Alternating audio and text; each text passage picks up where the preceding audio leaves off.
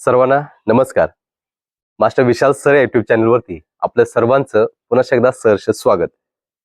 आज सकाळी एक महत्वाची इन्फॉर्मेशन जी आपली ऑनलाईन बॅच आहे फिजिकलची, त्या फिजिकलच्या ऑनलाईन बॅच बद्दल महत्वाची इन्फॉर्मेशन, अतिशय महत्वाची इन्फॉर्मेशन, ज्याच्यामध्ये आपण त्या बॅच मध्ये काय घेणार आहोत, कशा पद्धतीने घेणार आहोत, कशा पद्धतीने वर्दी मिळवून देणार आहोत, हे सर्व विश्लेषण त्या व्हिडिओमध्ये दिलेलं आहे. ज्या ज्या विद्यार्थ्यांना प्रवेश घ्यायचा त्या विद्यार्थ्यांनी एक विनंती करतोय, तो व्हिडिओ पाहून घ्यायचा आहे किंवा या स्क्रीनवरती नंबर दिसतोय त्याच्यावरती व्हॉट्सअप मेसेज करून तर तुम्हाला बॅचला प्रवेश घ्यायचा असेल तर तुम्ही व्हॉट्सअप मेसेज करू शकताय. तो व्हिडिओ पाहायचा असेल तर या व्हिडिओच्या शेवटी एक आयकॉन येईल, त्या आयकॉनवरती टच करून तुम्ही तो व्हिडिओ पाहून घ्यायचा आहे. आता विषय खूप महत्वाचा आहे की मुंबई पोलीस भरतीबद्दल लेखी परीक्षेबद्दल वारंवार खूप मुलामुलींचे मेसेज येतात. 2-2 दिवसाला सुद्धा मेसेज येतात, एक दिवसाला मेसेज येतो, खूप मेसेज कॉल सुद्धा आलेले आहेत. काही मुलांमध्ये भीती झालेली आहे, काही मुलींमध्ये सुद्धा भीती झालेली आहे. वारंवार मेसेज करतात की सर काय होणार आहे लेखीबद्दल, कसे होणार आहे, काय होणार आहे, कधी होणार आहे, त्याच्यावरतीच आता विश्लेषण असणार आहे. विनंती करतोय व्हिडिओ शेवटपर्यंत बघून घ्यायचा आहे आणि त्याच पद्धतीनं आपल्या चॅनलवर नवीन असाल तर या चॅनलला आता लगेच सबस्क्राईब करून घ्यायचं आहे. मुंबई पोलीस भरतीनं वेळोवेळी किंवा त्यांचं फिजिकल एवढं फास्ट झाले की बघायला नको, एकदम फास्ट. 10,000 हजार मुलांचं फिजिकल, 10,500 फायनल. शेवटी आपल्याकडे सगळं रेकॉर्ड आहे, आपल्याकडे जेवढे JR आलेले आहेत, जेवढे फिजिकल झालेले आहेत, प्रत्येक दिवसाचं आपल्याकडे शेड्यूल आहे. किती झालेलं होतं, काय झालेलं होतं, मुलींचं किती झालं, मुलांचं किती झालं, पोलीस कॉन्स्टेबल चाललं, कारागृह बॅट्समन कधी झालं, काय झालं, सगळं रेकॉर्ड आपल्याकडे आहे. कारण की तुम्हाला मार्गदर्शन करत असताना जवळजवळ 200 पेजेस आता भरलेले आहेत पूर्ण महाराष्ट्र पोलीस भरती 2022-23 वरती. त्याच्यावरती एवढा अभ्यास करून तुमच्यापर्यंत गायडन्स केल्यानंतर एवढा अनुभव 100% आलेला असणार आहे. सो मुंबई पोलीसचं ग्राउंड फास्ट झाल्यानंतर पुढं त्यांचा फायनल कट ऑफ असेल, निवड यादी असतील, ह्याच्यासाठी खूप वेळ लागला, खूप म्हणजे खूप वेळ लागला. त्यानंतर त्यांनी 19 सप्टेंबरला एक JR काढला आणि JR मध्ये सरळ सांगितलं होतं की आम्ही ऑक्टोबर महिन्याच्या पहिल्या, दुसऱ्या, तिसऱ्या आठवड्यातील कोणत्याही पद्धतीने शनिवारी किंवा रविवारी, प्रत्येक आठवड्याच्या शनिवारी किंवा रविवारी आम्ही एक्झाम घेणार आहोत.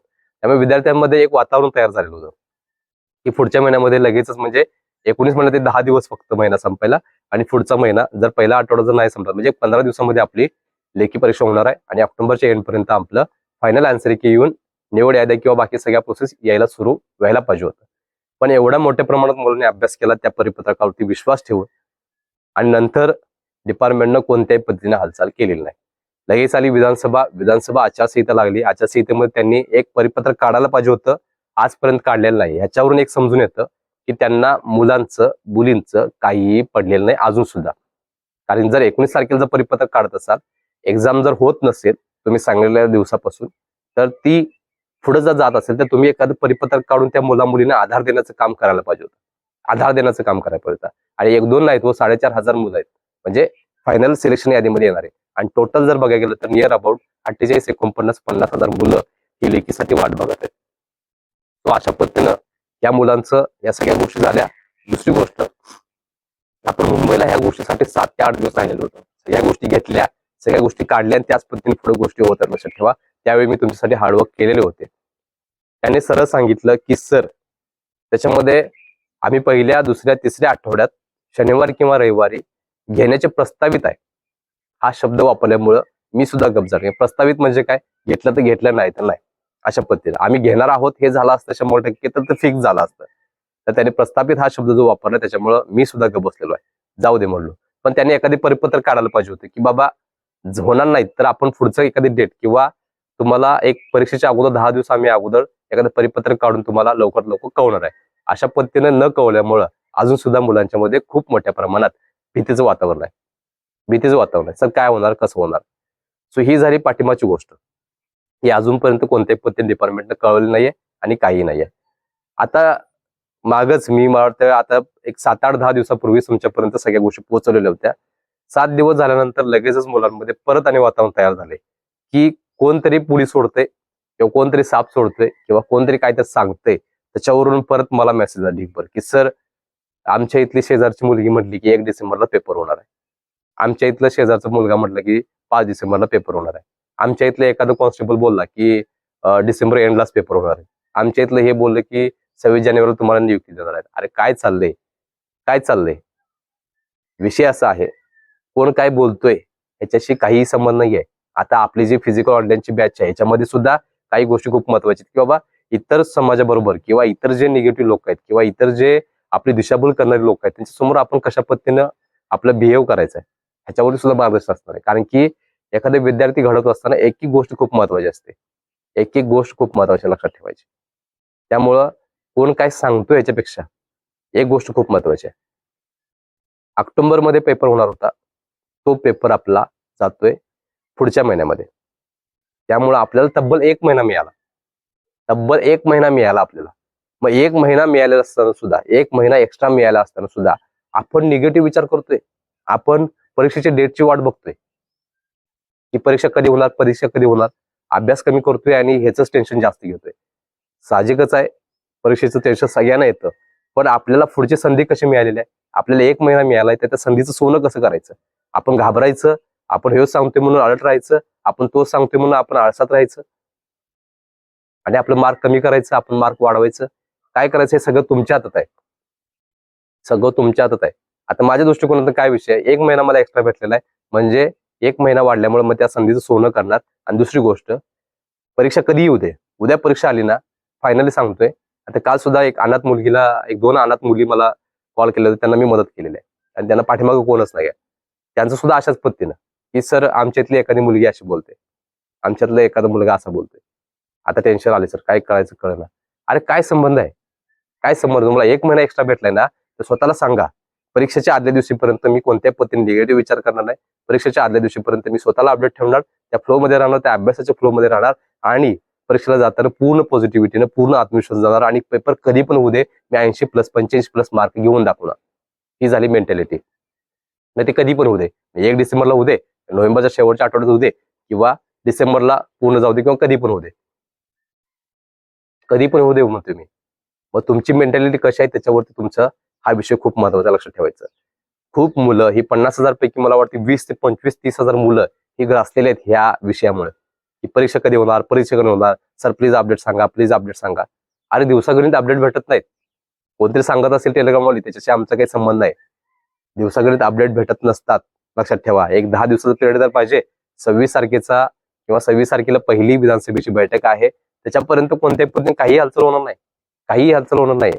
तिथून पुढे त्यांची जर नाटकबाज सुरू झाली, त्या मंत्र्यांची संत्र्यांची, हे इकडे पळून गेला, तो त्याच्यासोबत पळून गेलाय, कोण डोंगरात गेलाय, कोण झाडात गेलाय, कोण गुवाहाटीला गेलाय, कोण सुरतला गेलाय, मग संपलं. इथं हाकायला गाडा कोणच नाहीत, जे चालणार तेच गेले पळून. एक्झाम कधी पण होऊ दे, स्वतःला अपडेट ठेवा. अजून पण सांगतोय, कळकळीची विनंती करतोय, याच्या आधीपासून पण आत्मविश्वास देतोय. पण तुमच्यामध्ये जर ही गोष्ट ती पेरली जात नसेल तर तो आत्मविश्वास उगवला पण जाणार नाही, लक्षात ठेवायचं.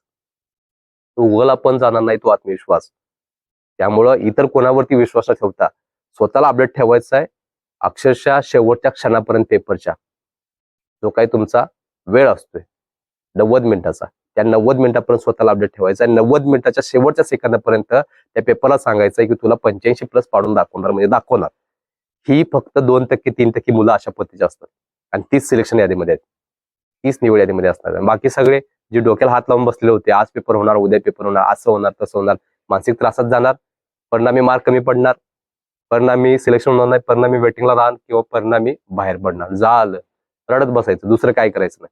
त्या विद्यार्थ्यांना सांगतोय की इकडं तिकडं कुठेही न बघता आता 1 महिना तुम्हाला ऑलरेडी भेटलेला आहे. परीक्षा कधी पण होऊ दे, डिसेंबरला होऊ दे किंवा डिसेंबर मध्यापर्यंत होऊ दे, कधी पण होऊ दे किंवा डिसेंबरला पूर्ण होऊ दे. लक्षात ठेवा, एक लक्षात ठेवायचं, तुमच्या सरांच्या वाढदिवसाच्या अगोदर, तुमच्या सरांच्या वाढदिवसाच्या अगोदर तुमचे पेपर हे होऊन जाणार आहेत, लक्षात ठेवायचं. समजलं. आणि वाढदिवसापर्यंत कदाचित आन्सर की पण येऊन जातील आणि त्यावेळी आपली मुंबईला किती फटाक्याची माळ लागली दिवाळीला, मी अजून पण सांगतोय. तुम्ही सर्वजणांना मी आत्मविश्वासाने गेले किती दिवस झालं किंवा डिपार्टमेंटला जाऊन योग्य ती इन्फॉर्मेशन काढून किंवा भरती कक्षाला वारंवार पिढी तुमच्यापर्यंत सगळ्या गोष्टी पोहोच केल्यात. त्यामुळं ही फटाक्याची जी माळ आहे ती लक्षात ठेवायची, 500च्या 500 मुलांची लागायला पाहिजे, जे तुम्ही आता आपल्याला सगळे फॉलो करतात. त्या आदरणीय सर्व विद्यार्थ्यांना विनंती करतोय की मगापासून ज्या गोष्टी सांगितल्या त्या गोष्टींपासून लांब राहावा आणि पेपरच्या 90व्या मिनिटाच्या शेवटचा जो 60वा सेकंद आहे तिथपर्यंत सांगा की 85+ पाडणार आणि सरांच्या वाढदिवसाला एक सरांना गुड न्यूज देणार की sir finally I am selected, किंवा मला 85 पडलेत आणि मला इकडे 40 पडलेत, माझी निवड होईल का. त्यावेळी मी तुम्हाला सांगणार छाती ठोकपणे की 100% निवड होणार, 100% निवड होणार. मी काय म्हणतो का आलं, त्यामुळे एक विनंती करतोय की तुम्ही कसं त्याला टॅकल करणार किंवा त्या परिस्थितीला तुम्ही कसा सामना करणार त्याच्यावरती सगळ्या गोष्टी लक्षात ठेवायचं.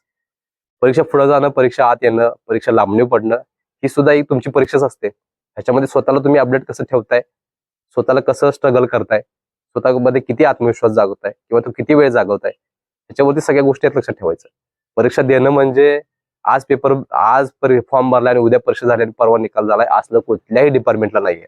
ना एमपीसीला आहे, ना युपीसीला आहे, ना सरळ सेवेला आहे, ना डिफेन्सला, ना कुठं आहे. कुठेही असं होत नाही. प्रत्येकाला त्रास हा आहेच आहे, लक्षात ठेवा. त्यामुळे आपण काही वेगळ्या जगात नाही आहोत की मला आज फॉर्म भरलाय आणि मला उद्या पेपर व्हायला पाहिजे, परवा सिलेक्शन व्हायला पाहिजे. एवढं तुमचं एवढं तुमची प्रगती करणं किंवा एवढं तुमचं सक्सेस मिळवून देणं एवढं सरकार खुळं नाही, लक्षात ठेवायचं. कारण त्यांना त्यांचा स्वतःचा स्वार्थ आहे, आपल्या पोरांचं काही पडलेलं नाही, लक्षात ठेवायचं. त्यामुळं कळकळीची विनंती आहे, जे आपल्याला खरोखर मानतात त्यांना विनंती करतोय की तुम्हाला 1 महिना ऍडव्हान्स मध्ये भेटलेला आहे, तर त्याचा फायदा घ्या. इकडे तिकडे कुणालाही विचारत बसू नका.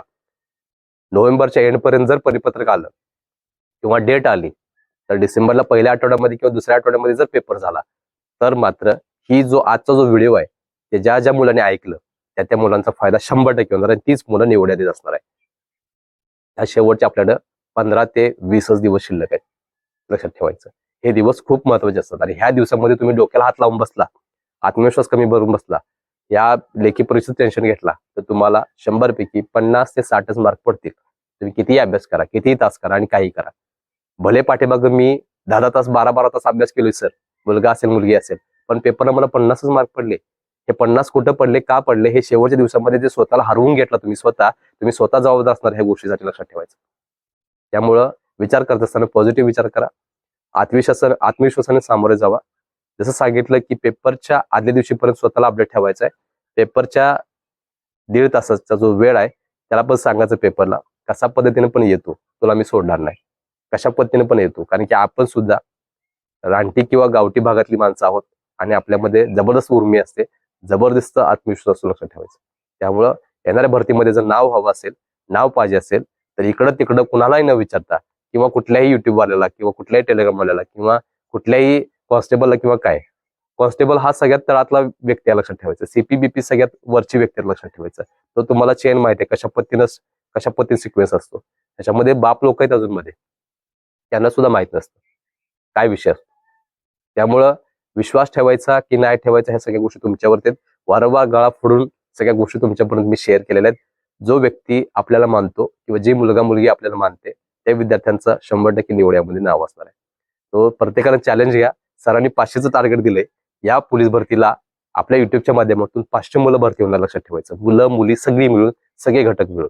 त्यामुळं त्या 500 मध्ये तुम्ही असणार याची नोंद घ्यायची आहे. त्यामुळं आता कोणत्याही पद्धतीनं आळस न करता, इकडं तिकडं कुठेही न बघता स्वतःला चॅलेंज द्या की सरांनी सांगितलं त्या पद्धतीनं अगदी पेपरच्या शेवटच्या दिवसापर्यंत मी स्वतःला अपडेटमध्ये ठेवणार आहे आणि पेपरला असा धुमाकूळ घालणार की माझं यश नाचायला लागणार आहे पेपरच्या दिवशीच, लक्षात ठेवायचं. हा आत्मविश्वास तुमच्यामध्ये पाहिजे. बस बघूया मग का हरताय, काही गरज नाही कुठेही जायची. आपण शेवटच्या टप्प्यात आहोत. 15-20 दिवस जोरात अभ्यास करा, स्वतःला पॉझिटिव्ह ठेवा, इकडे तिकडे कुठेही बघू नका. यश तुमचंही तुमचंच असणार आहे, बाकी कुणाचं नसणार आहे आणि वर्दी ही तुमची असणार आहे, लक्षात ठेवा. या 15-20 दिवसामध्ये आपण जर नाही घासलो तर परत शून्यातनं तयारी, परत फॉर्म भरणं, परत तयारी, फिजिकल करायचं, परत फिजिकल द्यायचं, परत आपण त्याच्यामध्ये बसायचं फिजिकलमध्ये, परत लेखीसाठी क्वालिफाय, परत लेखी देऊन त्यातनं परत फायनलला बसायचं आहे. या सगळ्या गोष्टी आहेत, लक्षात ठेवा. याच्यासाठी 2 वर्ष जातात, 2 वर्ष. मग ते 2 वर्ष जाऊ द्यायचे की आता या 15-20 दिवसामध्ये स्वतःचं कल्याण करायचं, हे सगळं तुमच्या हातात आहे. समजा काय म्हणतोय, खूप महत्वाच्या गोष्टी ज्या गेले 2-3 दिवस झालं सारख्या अडचणी आणत होत्या किंवा सारखं मुलांचे लक्ष होते किंवा काय होणार आहे, काय होणार आहे, काय होणार आहे, तर ह्या विद्यार्थ्यांसाठी ही आजचा व्हिडिओ खूप महत्वाचा, लक्षात ठेवायचं. समजलं. तर सर्व विद्यार्थ्यांना आपल्या चॅनलकडून मी लेखीसाठी शुभेच्छा देतोय. लक्षात ठेवा, आता नाहीतर कधीच नाही, हे आपलं वाक्य कायमचं लक्षात ठेवायचं. आता नाहीतर कधीच नाही ह्या विचारानं अभ्यासाला जोरात सुरुवात करा. पेपरच्या शेवट दिवसापर्यंत कोणत्या पद्धतीने निगेटिव्ह विचार करू नका. सर्व विद्यार्थ्यांना, मुला मुलींना, सर्व घटकाच्या मुंबई पोलीससाठी लेखीसाठी आपल्या चॅनलकडून शुभेच्छा देतोय. आणि काही शंका असेल, प्रॉब्लेम असेल, टेलिग्रामला प्रायव्हेट मेसेज करा, तिथं आपल्याला तुम्हाला उत्तर देता येते, लक्षात ठेवायचं. चॅनल नवीन असेल तर चॅनलला लगेच सबस्क्राईब करा. त्याच पद्धतीनं आपली जी नवीन बॅच आहे फिजिकलची, ती जर जॉईन करायची असेल त्या स्क्रीनवरती नंबर दिला, त्याच्यावरती तुम्ही ऍडमिशन घेऊ शकताय. त्याच पद्धतीनं टेलिग्रामवरचा सुद्धा आपला ग्रुप आहे, नवीन बॅच जी चालू केलेली आहे ती सुद्धा जर जॉईन करायची असेल तर या व्हिडिओच्या खाली डिस्क्रिप्शन बॉक्समध्ये लिंक दिलेली आहे, तिथून जाऊन तुम्ही आपलं टेलिग्राम चॅनल सुद्धा जॉईन करू शकताय.